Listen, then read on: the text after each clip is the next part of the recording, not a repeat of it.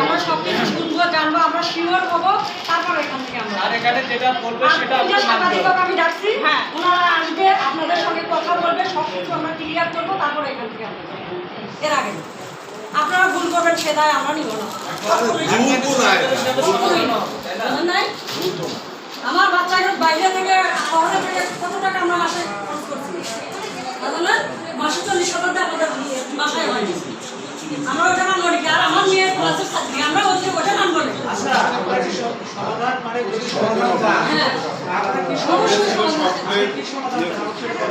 Sir sir এই পাশে sir এটা তো জান নাকি? আমি যদি বলি কোনো সমস্যা না হয়, সমস্যা না হয়, যদি সব ঠিক থাকে তাহলে তখন আপনারা কি করবেন? এখন তো জাস্ট করার কোনো ইয়ে নাই স্যার। এদিকে মানে যদি কোনো অ্যাক্সিডেন্ট হয় তার ক্ষেত্রে কি ড্রাইভার আপনারা নেবেন? না হয় সেটা পরবর্তী দরকার